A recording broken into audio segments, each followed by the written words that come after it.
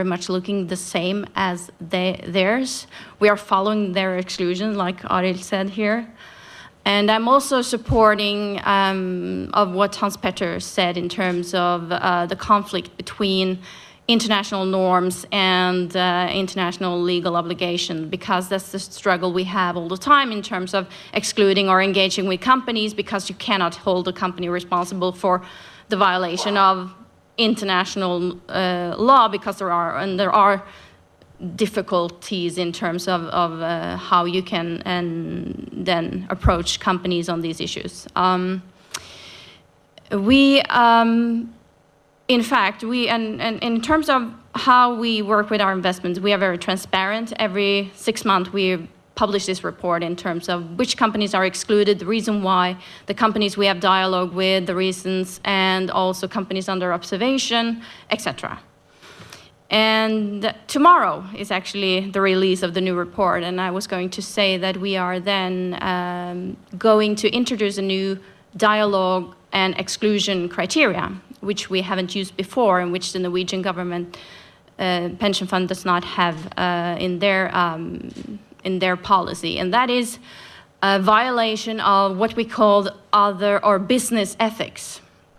Because we are experiencing that we are expected to, as an owner, react on cases that are not purely environmental or social issues. In fact, there are maybe violation of marketing norms or competition behavior or insider trading that are obviously something that everybody is recognized as, this is not right, this is unethical, we should do something about it. And in fact, as we as owners in companies have a difficulties in reacting to it, because that's not environmental or social norms, and it's not what we're used to kind of thinking as our responsibility. So we're trying to make it more appropriate for us as investor and owner to react on things we don't think is right, based on more other issues as well. So that's obviously where we could kind of put this kind of a Monsanto case. I wanted to also just before I finish up, to say that we did meet Monsanto and we did raise this issue with regards to the GMO, the amount of trials they have in terms of securing their patents, etc., and the use of the pesticide and the cleanup. And it's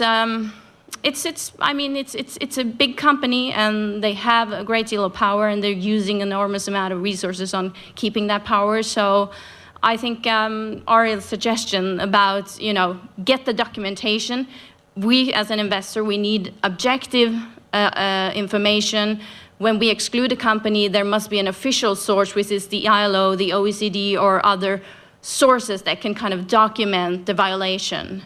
So I would strongly support to get good documentation of the accused violations. Thank you.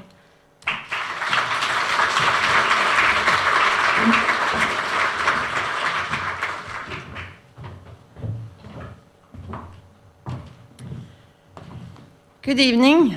My name is Liv Tørres, and I have a problem.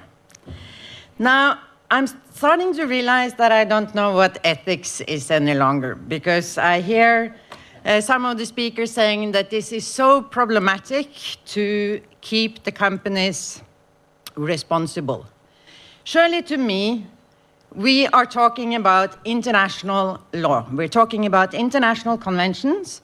Sure, we have problems with lack of institutions. We have problems with lack of court systems, etc. Not total lack, though. There are some, and we have some international conventions.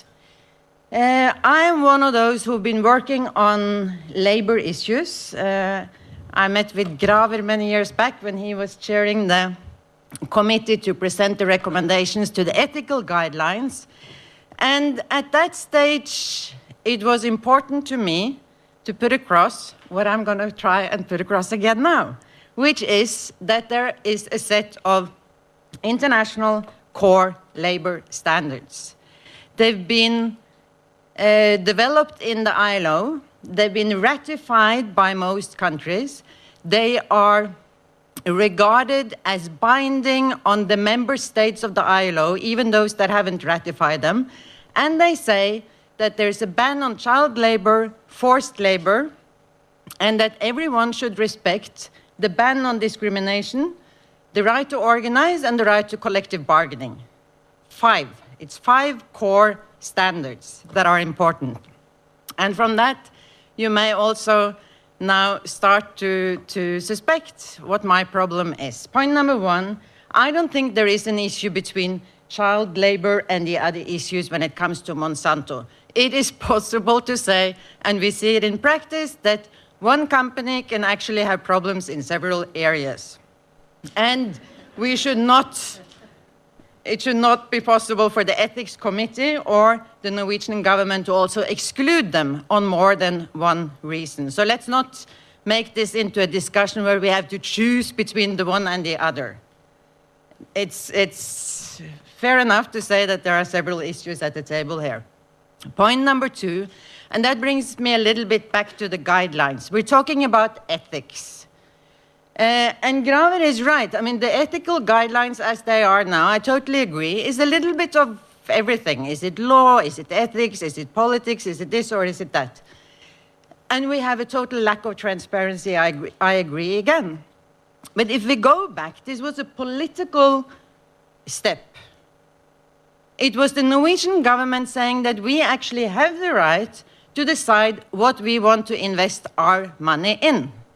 That's what this is about. We have a right to decide what we want to invest our money in, what we want to spend our money on.